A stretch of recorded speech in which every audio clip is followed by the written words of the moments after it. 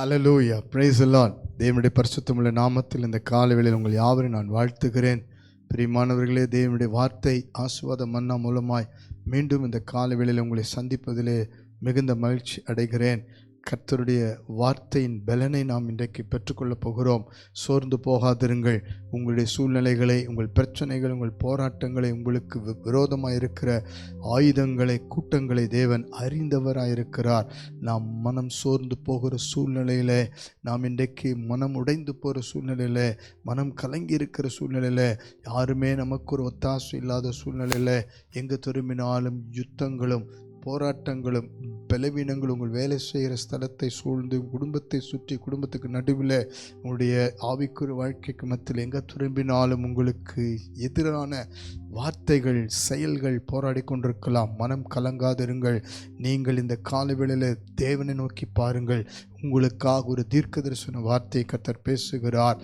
சங்கீதங்களின் புஸ்தகம் 35ஆம் சங்கீதம் 1ஆம் வசனத்தை வாசித்து பாருங்கள்.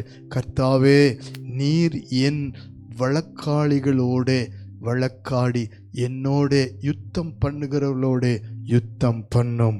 ஹல்லேலூயா, ஹல்லேலூயா. ஒரு மகிமையான விண்ணப்பத்தை தாவீது ஏறெடுக்கிறார். பிரியமானவர்களே, நமக்கு விரோதமாய் சாத்தான் எதிராளியாய் இருக்கிறான்.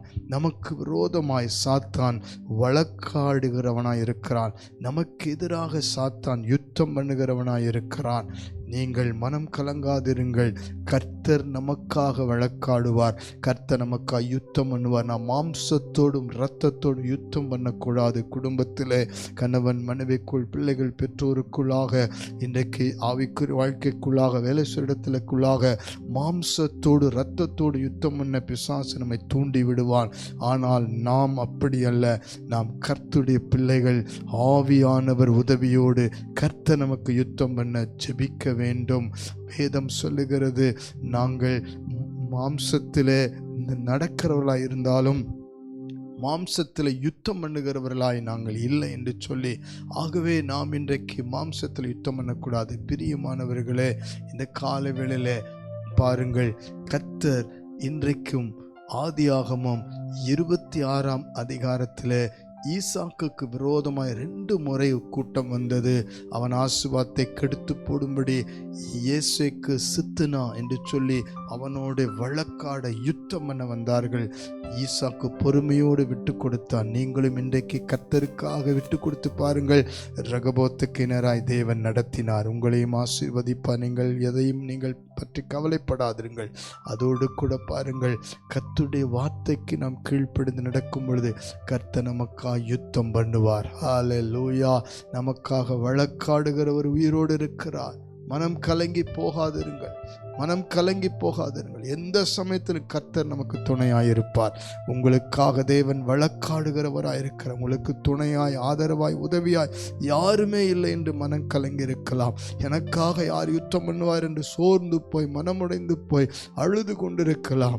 என் நியாயத்தை யார் பேசுவார், எனக்கு நீதி யார் செய்வார் என்று இன்றைக்கு தேவன் உங்களை சந்திக்கிறார். உங்கள் சூழ்நிலையை சந்திக்கிறார். உங்களுடைய போராட்டங்களை சந்திக்கிறார். கண்களை மூடி ஒப்பு கொடுப்பீர்களா?